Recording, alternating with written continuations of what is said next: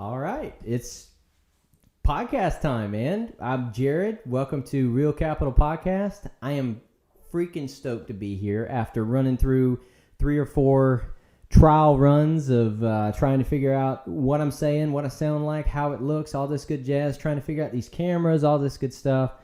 Either way, we're going to get great at it. It's going to be great. It's going to be the best. It's going to be huge. Mexico's going to pay for it, all that good jazz. So behind me, I got a little bit of a chalkboard thing, which should be on that wall because it's supposed to be the roadmap of kind of what I'm going to do. But I wrote it there because I don't have anything on that wall. So basically, we're going to talk about the podcast a little bit and set the tone for what the podcast is going to be like. Then we're going to talk about how I got into real estate, my rental properties and stuff like that. Just a real quick and dirty thing, not going into great detail. That'll be another video. Then we're going to talk my opinion on politics. It's going to be fun, I'm sure. I'm sure I'll say something I'm not supposed to. I'm sure I'll piss a lot of people off. I'm sure a lot of you will agree with me. But either way, you'll probably, if you decide if you like me or not and you want to keep going after this podcast, you won't have to watch anymore, okay? What you see is what you get. Like, it's not put on. I don't have a teleprompter or anything like that. And then after that, we're talking, what are we talking after that? Oh, how to get up with me. I can't even remember what I said. We were just going to talk about how to get up with me. If you want to be on the podcast, if you got any ideas, any questions, I want to do some videos of, we're just going down a whole thing now, but I want to do some videos talking like in-depth real estate. Like, I've got a bookshelf over here that's looking fairly bare, but, I've just started my journey in reading. I've got, 20 or so books over there. Things that I've read. I've purchased 4 more books. They're on their way because, I've got to be a well-read man if I'm going to be sitting here trying to tell you guys something.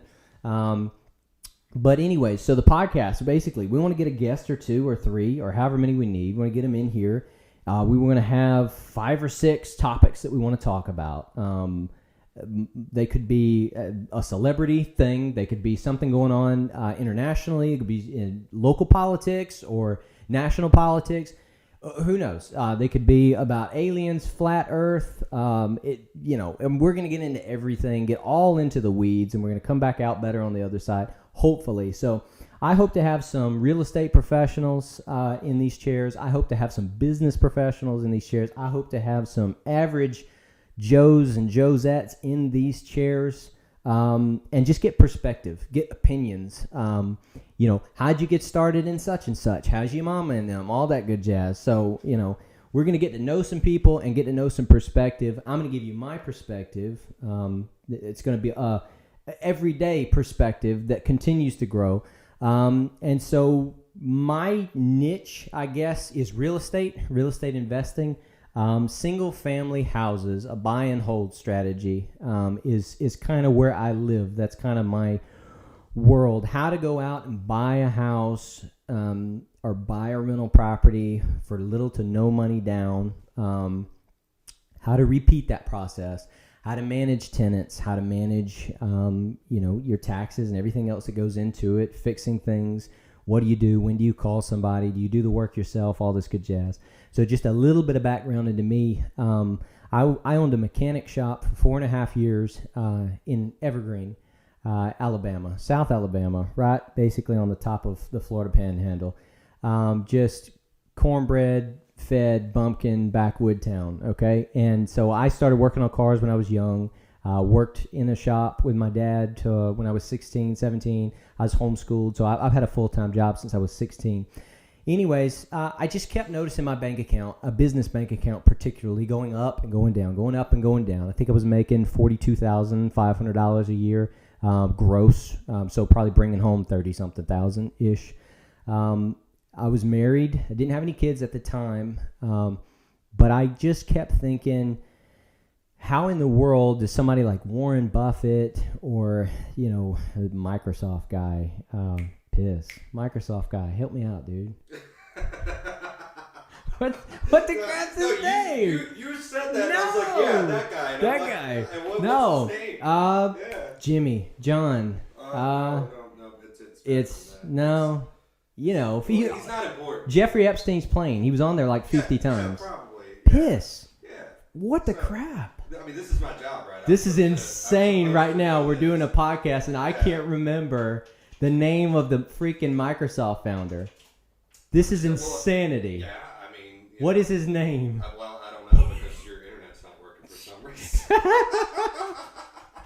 Holy cow! Who'd have thought we'd have freaking screwed up this bad, this quickly into the podcast? Bill Gates!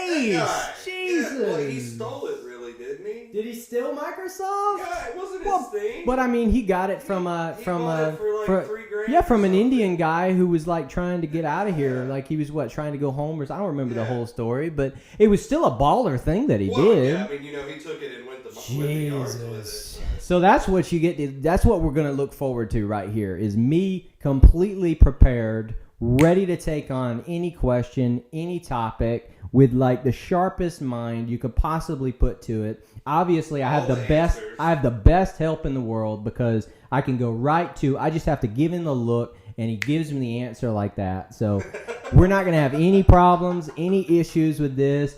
So hopefully, we're gonna get some guests that are a lot smarter than us on a lot more different topics. But I hope I have some kind of perspective that I can bring so that we can give you some kind of value.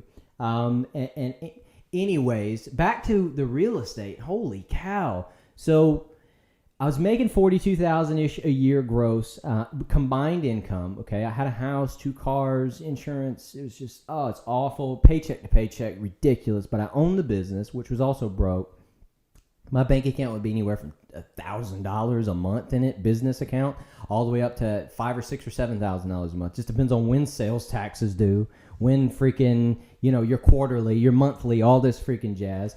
And so I got to think, all these rich people, man, it's like how many hours a day do they have? I heard somebody say this one time, and it just hit me. And it's like, well, I mean, they have 24 hours in a day. Well, how many days a week do they have to work? Well, they have 7 days a week to work, 365 days a year, all that good jazz. And I'm like, well, what are they doing differently? And so what I realized is a lot of wealthy people will have income-producing real estate.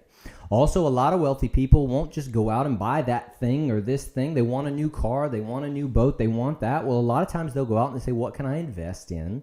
What kind of asset can I purchase that's going to produce enough income to cover that new car, that new boat, that motorcycle, whatever it might be? Now, I'm not there yet. I'd love to say, yeah, I want one of those $70,000 four-door Broncos. Absolutely, I freaking do. And I'm just going to walk my tail right out the front door and buy, a rental property that brings in $1,400 a month to pay that payment. Now, I'm not there yet, obviously, but there are strategies and tools that I use, several times a year. Because I'm not buying a house every day. I mean, I started to say every day, but you can use them every day. But so I started reading books. I got into Bigger Pockets. I started out with Graham Stephan. Shout out to Graham Stephan. I'd love to be on the iced coffee hour with you guys. I started out watching him back when he used to make content about how to invest in real estate, and just got freaking excited, man. I got just pumped up about that crap. And I'm like, I can do this. And I started jumping out and doing it. I took that chance, made just loads of mistakes. Luckily, not enough to sink me. But, every now and then I had that feeling like, man, if this doesn't work out. So you're growing as a person is what you're doing. You do it each and every day. If you're married, if you got a significant other, a girlfriend, boyfriend, whatever, you have those fights, those issues, and you're like, okay, how do I resolve this so we don't have this issue? Or if we do have it in the future, it's not as bad. And that's all you're doing in real estate or in business. That's it. It's like you're not giving up, and you're developing that thick skin and learning. Like, what can I learn, Because if I could go back in time and redo, the food trailer business, Smash Mouth Foods, if I could go back in time and redo the mechanic shop, I could redo things with my wife or my kids. I would always do it better, and then I would continue to make more mistakes, and that is life, period. So I got into it. I started having some success, not right off the bat. It sucked right off the bat for the first almost year. It was awful. I lost tons of money. Things kept, like a refrigerator went out 1 month, and then a dryer went out 1 month, and then the dishwasher went out. And so I had 6 months of the income, the profit, was eaten up by buying all these friggin' appliances. But anyways, I pushed through it. I kept going. I bought another one and then another one. And pretty soon, they were just buying themselves. I just had to find a place and go get the thing and make the deal, you know?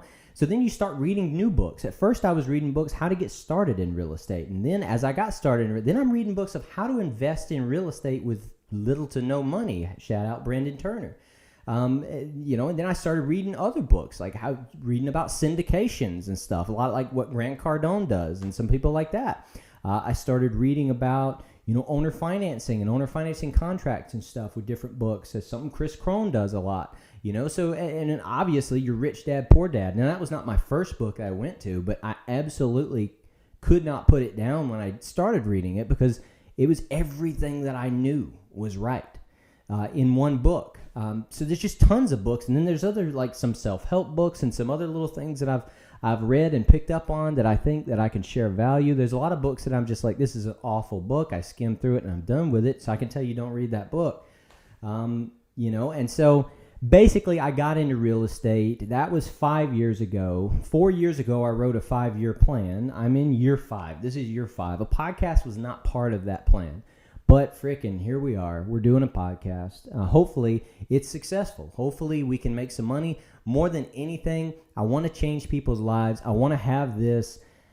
I want my kids to be able to see who their dad was. And I want my kids to be able to learn the things that I've learned that are just timeless things that are out there, you know.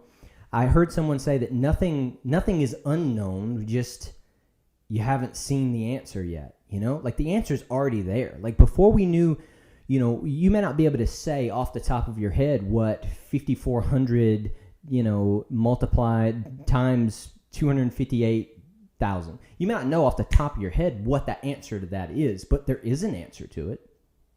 And so you just have to figure it out. And there are different levels to figuring things out. Obviously, that's just a calculator. It's not that big of a deal. You write it down. You could do some simple math. Not that new crap math that they do nowadays. That crap's bull. That crap's bull crap. You understand me? That doesn't even make no sense. No, you put the big number at the top. You put the small number. You put the multiplication thing. You put a line, and then you just go that bad boy one at a time, putting an X as you keep going down. All right, that's math. All right, that's math. All right, don't give me none of that bull crap that I've seen online. Shoot, you better go home with that stuff, all right? Because you're making it way more complicated than this got to be, all right? My point is that that's all it is in real estate for me and business for me, and what I've seen in life is just there may be a more difficult way of coming up with the answer to the problem, but there is a way. The answer is there. You just have to find it. So that's what I did in real estate. Now I have 15 property units, 15 units. I also have a trailer that I purchased that I lease out, a food trailer. I have 2 other food trailers with a separate company, though, so that's all separate. 2 other food trailers, Smash Mouth Foods, that we've leased out. You know, the ice cream parlor we've leased out, the Snow Biz trailer that we've leased out. You know, I've got a laundromat, which recently dryer caught on fire, so it's closed right now.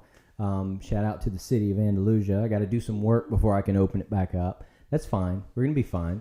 If I open it back up, I might do something else. That might be a total different podcast, but I digress. So let's, all that put together, we're going to do an episode specifically about how to invest in real estate when you ain't got no money. And trust me, I ain't had no money, and I ain't not got no money now, but I ain't got a whole lot. You know what I mean? Like I got enough money now to where like, you know, I don't go into the negative in my bank account every single week, you know, but it's like, it still could happen. You got to watch it. So like, we're all growing and we're getting there. When I look on YouTube, when I look for people of inspiration and stuff like that, and you start hearing about how it happened, it's like, this is how it happens every time. Go on YouTube, go figure it out. You'll find this out. And no discredit to these people. And I'm not going to call any names, even though I could.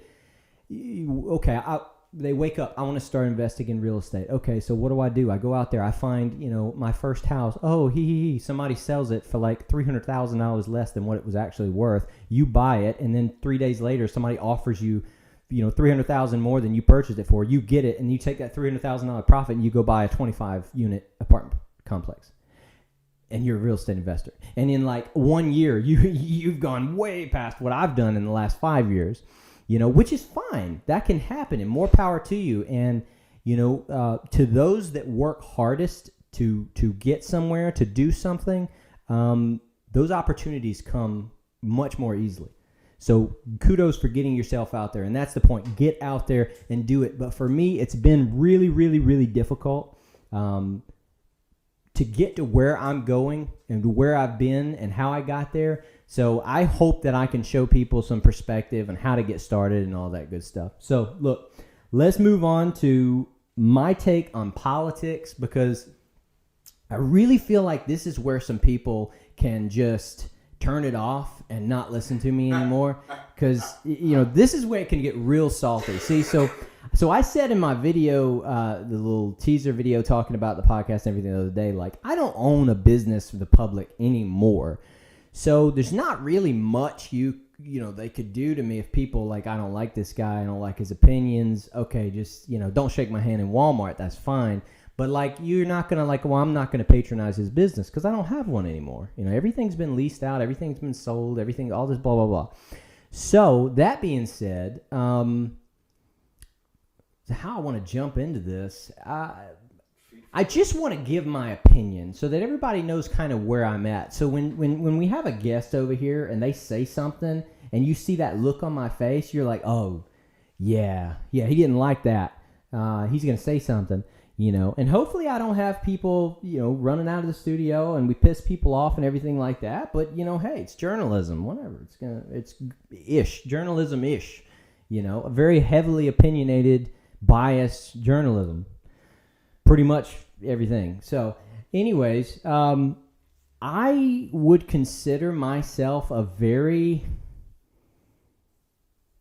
libertarian-ish conservative. You know what I mean? So the Republicans suck, and the Democrats suck, and the independents suck, and they all suck. And you can't just say I'm a libertarian, because I'm not for legalizing every freaking thing in the world just because it doesn't hurt anybody. You know what I mean? Like a bunch of the libertarians kind of stand for. And then when you say conservative and stuff like that, like there are some things that I would probably lean a little bit more liberal towards, not a whole lot, but I'm not just in one camp. And also I think when you say conservative, you got a lot of people who say conservative. Lindsey Graham says freaking conservative, and he just literally, we bombed Yemen. I don't know if you know this. We bombed Yemen the other day. Why did we bomb freaking Yemen? Well, we bombed Yemen, 100 and something bombs, hit 60 targets because they were targeting some shipping in the seas or whatever over there. And so we said, well, we're going to go bomb them. And the British, they helped us bomb them and all this. And their enemy, which I believe is Syria, they're fighting them. They're in a war with them right now. Syria didn't even help us. They did not even help us bomb them. And so I'm anti-war. Lindsey Graham put on Twitter, he's like, I commend the Biden administration for, finally starting a freaking another war. He's a war hawk. And there's loads of conservatives that are they're totally against spending unless we're spending it on killing people in some foreign country that we have no freaking, we don't even need to be over there. We don't need to be in, Afghanistan. We don't need to be in freaking Yemen. We don't need to be anywhere over there. We don't need to be giving them money for nothing. We don't need to be, we don't need to put tariffs on them. We don't need to have anything to do with this. Okay? Nothing to do with it. And I watched an interesting podcast the other day, and I'm going to butcher the name, so I'm not even going to say it, but one of the most recent podcasts that Patrick Bet-David did, he had a comedian on who's from Egypt, and he had some interesting opinions. Very anti-Jerusalem guy, but he fled Egypt, came to America and started a whole new life. He's an American citizen now, but he goes back and forth different places. He's not welcome in Egypt because they'll kill him. That being said, he talks a lot about, and it's insane when you think about it, even going back to like the late 1800s, how much America and some of the Western countries have had their hands all in the Middle East over there. Just insane things you wouldn't even believe. I mean, you would believe they're like documented, so you can look them up, but like they don't talk about this stuff. So our hands are completely covered in blood from all these different parts of the world. It's insane. It's absolutely insane.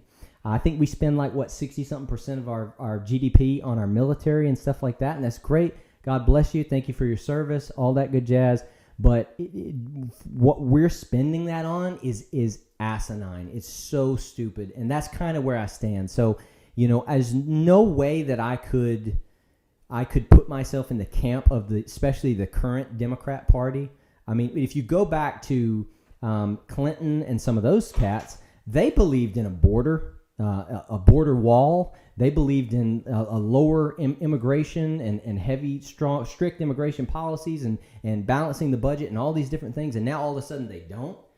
And then you've got is it RFK or JFK? RFK, right? RFK. Yeah, RFK. You've got RFK. That's great. RFK is great. Now, he had to drop out of the Democratic Party because they changed the rules with the superdelegates and stuff. So basically, there's no way he was going to win. So he drops out. He becomes an independent. Now, he, for the most part, doesn't really say anything bad about Donald Trump or the quote-unquote Republicans. He talks a lot of trash about the Democrats, rightfully so, and it's good. Somebody needs to be doing that. But even if you look at him, it's like, there's not a path for you to win. And so what you would rather do, it would seem to me, is sow even more division into what's going on in the country, into politics and everything else, just to prove a point. Is kind of what it seems like. I saw an interview with him and Charlie Kirk. That was a good interview because Charlie pushed him on some issues while still being very respectful to him and his position. And it really showed that he was fumbling on his words, kind of like what I'm doing now. He's fumbling on his words. He didn't seem to have good answers to some of what I thought were pretty genuine questions, pretty, cut dry questions that Charlie had. But that's both sides a lot of the times too. That being said, I'm a Donald Trump fan. I have been a Donald Trump fan since the beginning. I voted for him the first Republican primary that we had back in 2016 or so. Absolutely have loved what he did for the country. Hated his tweets. Loved his rhetoric. Loved the press conferences and everything else that he did. Absolutely loved that crap. Loved almost all of his policies. I thought he could have done more with social media. I thought he could have done more than he did, even at the border. I think he could have done more with healthcare, even though they were kind of trashing him, the rhinos of Paul Ryan and everybody else that was in charge back then. But that being said, I like that Donald Trump will call you out whether you're Republican or Democrat. I like that about him. Now, that being said, I am the more and more it goes, I am a massive Vivek Ramaswamy fan. I love what the guy says. I love what the guy does. I mean, he's Donald Trump, but younger and better put together. Absolutely insane. I'm going to make a prediction, okay? I'm going to make a prediction at the risk of being completely wrong. I'm going to make a prediction that he survives this, what is it, Iowa, that we're Tuesday? This Iowa, that he survives. He doesn't beat Donald Trump. I think he is going to be a very close second, and I could be dead wrong. Because listen to me, when it comes to national politics, like, I have my opinion, and then I have hopes and dreams. And a lot of my opinions are on top of my hopes and on top of my dreams. So I could be dead wrong. I would hope that the message that he gives is popular enough that this will happen. So we'll see. Ron DeSantis is bought and paid for sure. Vivek definitely pointed that out. And the same goes with Nikki Haley, bought and paid for, Boeing, all that good jazz. It's not even a conspiracy. It's just the freaking truth. It's insane. And Vivek kind of had those like Donald Trump, Hillary Clinton, could you be in jail? Mic drop, like boom, with the glasses, boom, boom, boom. So. And it's all true. It's absolutely true. Now, she may not be a slimy, horrible person, but it's certainly true that she made money off of insider deals and stuff like that. And then if you look at insider deals, insider trading in general, if you look at the top politicians on the stock market, like, it's red and blue. Like, Nancy Pelosi had the top spot for a long time. Don't get me wrong. And her husband does very well. But, like, it's loads of Republicans. Like even our state. What is the freaking Auburn coach? Huberville. Oh, yeah. Was it Tommy Huberville guy? Yeah, I was told big fan of his. Didn't he come out and say that I'm not going to take a salary? I thought he came out and said I'm not going to take a salary from it or whatever. Whether he did or didn't doesn't matter this story. The fact is he's made millions off the stock market. Insanity. Should not be allowed to happen. Absolutely should not be allowed to happen. In my opinion, it just, politicians are bought and paid for. So that being said, that's my opinion on some politics. We're going to get into other politics. We're going to talk, every podcast, we're going to talk about some things that are going on right now in politics, in America, around the world, all that good jazz. So now, how to get up with me. If you guys want to be on the podcast, okay, it's Jared, Jared, at realcapitalpodcast.com. You can message me on Facebook. You can there's a contact me thing on our website, realcapitalpodcast.com. We got merch. We got some new designs coming up that we're going to throw out there. I don't want it to be all about wearing a shirt that says Real Capital Podcast, but we're going to have some other cool things. Like my favorite hat I think I've ever had was Grant Cardone, and it just said cash flow. And the S was a money sign, and it was just freaking awesome. You didn't even know it was Grant Cardone unless you. So we're gonna have some shirts like that. What? Did you know Nick Saban? They're talking about Nick Saban for Senate. Jesus Christ. Yeah, no kidding. Nick, I just pulled it up. Yeah.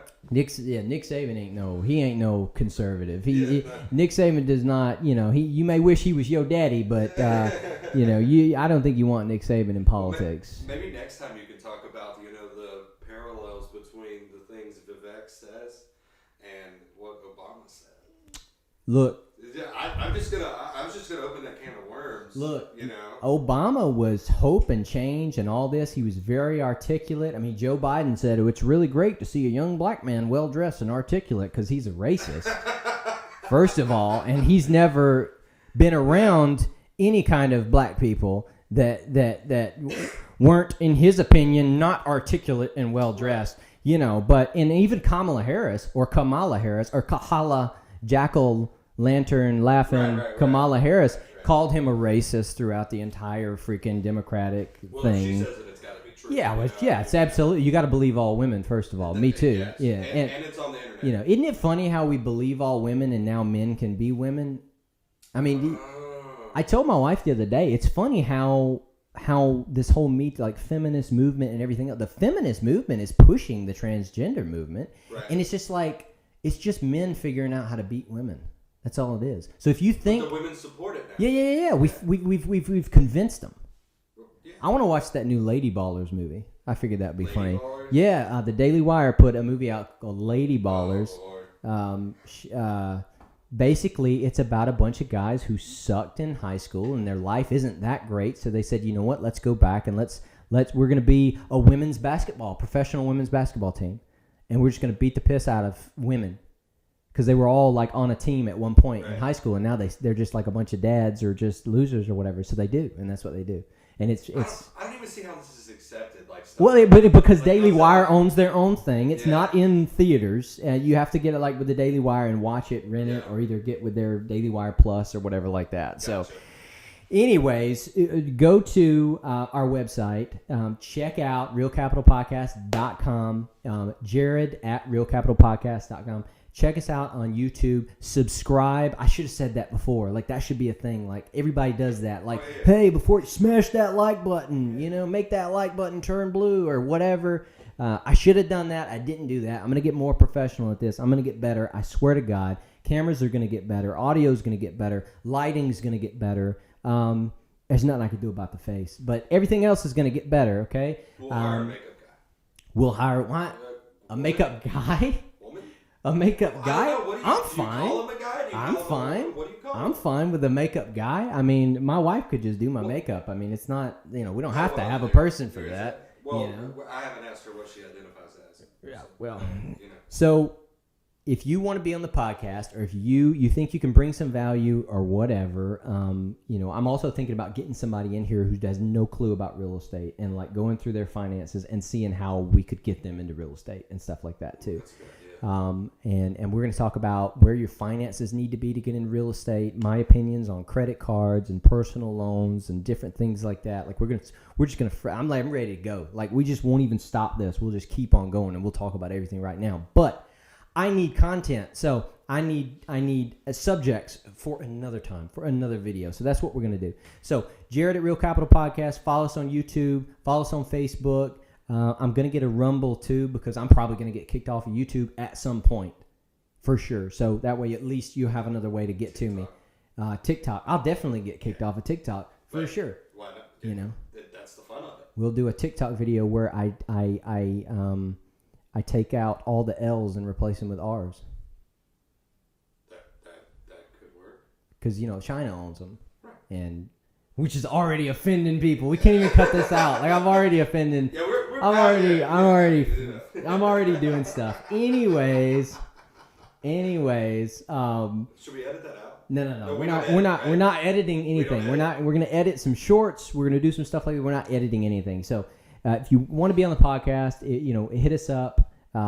And I guess we're just gonna sign off. I don't have an ending for this thing. Say bye. We gotta do enough podcasts to get intro. Okay, or I could go to like a Ferrari dealership or something and like put some glasses on and record me like getting in and out of cars to make it look like I'm rich and I got a nice car. Like look at me, Yeah, we need some prop money. We'll have it up here. We'll make it rain. We'll get one of them things that shoots the money out. We'll make it rain. Ooh, yeah. All that good jazz. So, anyways, we're doing that on your budget though, because my budget we'd have to make it. I'm gonna need some subscribers. I'm gonna need some subscribers and some watchers and some likers. When you tell them like hit the bell, subscribe, like, share. Comment. Comment. Oh yeah. We got to comment. That. I should have said comment something. Wow. I should have said so what we're going to do from now on, you guys, you're going to see us grow and figure this out as we go. We're going to start saying, hey, hit the like button, share, subscribe, all that good jazz. And then we're going to do stuff like, my opinion on politics. I should have said, put in the comments down below, what do you think of Vivek Ramaswamy, or something like that. Yeah, you're supposed to say that like halfway through the video. I know, and I'm going to get better about that. So, anyways, we're going to end it right here. I hope you guys had a entertaining time listening to us figure out how to do a podcast. They're going to get better for sure.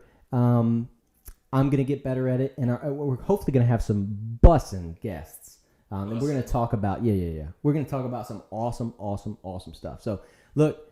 I appreciate it. You guys take care. We love you. I guess. I don't know. You could be horrible. I hope that you get value and you're not horrible from watching this. So we'll see you next week, maybe this week. Thank you. All right. That was...